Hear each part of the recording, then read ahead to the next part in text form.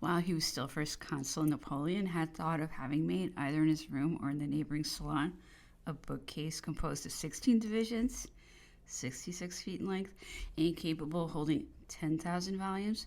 The catalog of the books in the private study recently published does not seem to amount to so considerable a number, but the books enumerated could not in any case have been contained in the four bookcases which we see represented. There were books also in the back study, books in the cabinet of the keeper of the portfolio along the side of the bedroom, and books also in the little apartment opposite the fireplace. A long closet with glass doors, breast high, with a marble top, contained boxes for papers and carried the volumes to be consulted and the documents in use. No doubt also the equestrian statuette of Frederic II, which the emperor constantly had under his eyes. This statuette was the only work of art which he ever personally desired to have. In the recess of the window was the table of the private secretary. The room was furnished with a few chairs. At night, to light his bureau, Napoleon used a candlestick with two branches, with a great shade of sheet iron of the ordinary kind. The study led into the back study, which was furnished with a few chairs covered with green morocco and a secretary with a cylindrical lid, adorned with ornaments of bronze, gilt, and veneered with a marqueterie of rosewood representing instruments of music. The decoration of this room recalled its former use as a boudoir. All the subjects painted in it alluded to the female occupations over which, from the ceiling, presided the Queen Maria Theresa under the guise of Minerva. All along the walls ran a dwarf bookcase. It was in this room that the emperor generally received his ministers, and that he granted audience before the levee during the day and in the evening. It cannot be too often repeated that a stranger never entered the study. We ought to have very accurate information on the decoration of this study, of which four pictures at least profess to give the appearance in many respects. Those of Gerard, David, and Vigneron agree, but that by Gamier, which Meneval says was made from nature and which is engraved in the work of Landon, baffles one completely.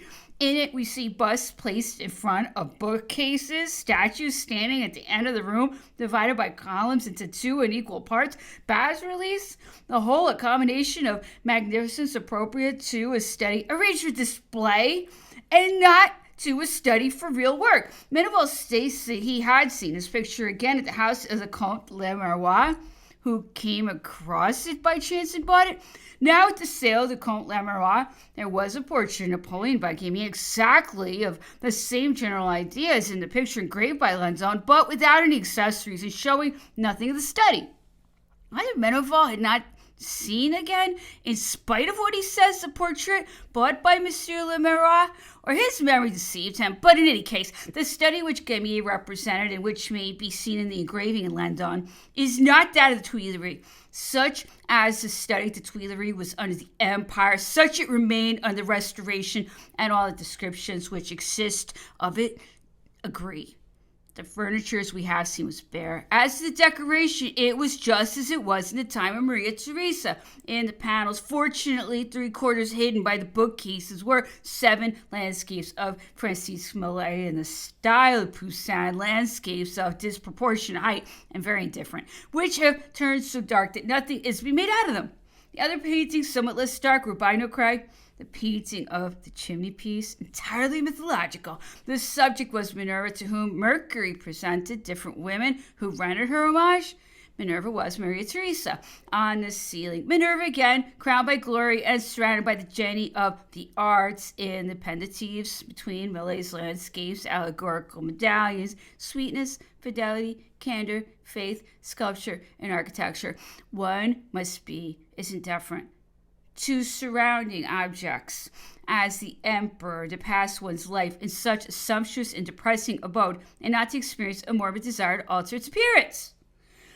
In the topographic study which adjoined there was no luxury, nothing but great tables and pigeonholes in which the maps were arranged in perfect order. The room was very low, for after he had asked for argon lamps to light up the range of pigeonholes, the director of the office had to beg for smoke consumers to protect the ceiling from the great heat of the lamps. There were 2 little rooms besides one, occupied day and night by the keeper of the portfolio, had pictures by Noel Coipel on a ceiling by the same painter representing auroras surrounded by loves.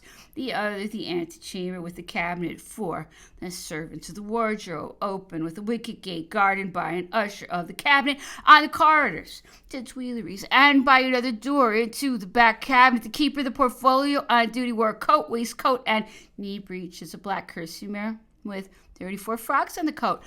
The usher was in the same costume as his colleague at the Appartement d'Honneur.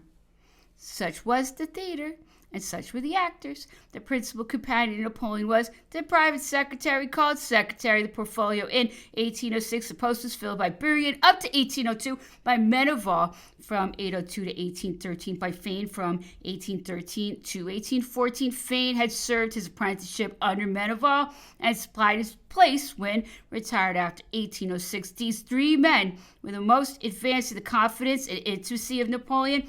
It was not without grief that he parted company with Bourrienne, and up to the end treated him with a gentleness which is surprising.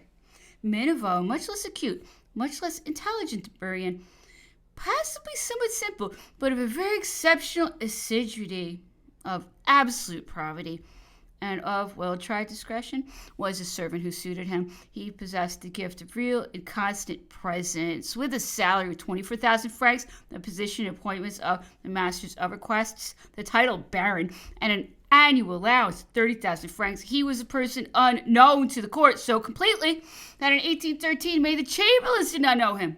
He passed his whole life between the private apartments, the secret apartment, and the 4 rooms which he inhabited at the Tuileries, on the dark corridor by the side of Constant, on the servant's story. For him, there was no going to the theater, no leave of absence, no holidays, no acquaintances. It was the life of a cloister.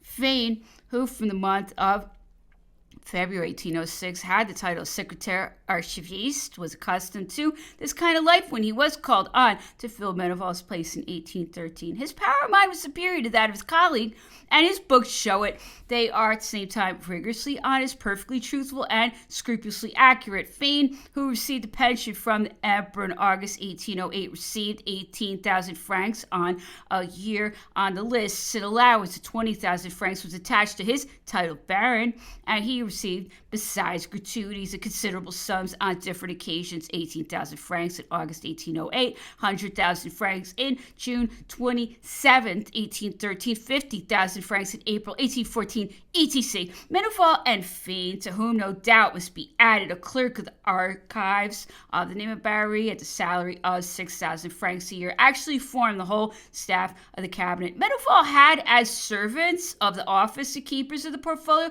Landois and Ongel, who, armed with sabers, the pattern of which the emperor himself had fixed on, accompanied him on campaign, taking duty by turns. They received a salary of 4,800 francs and numerous gratuities of 2,000 to 6,000 francs.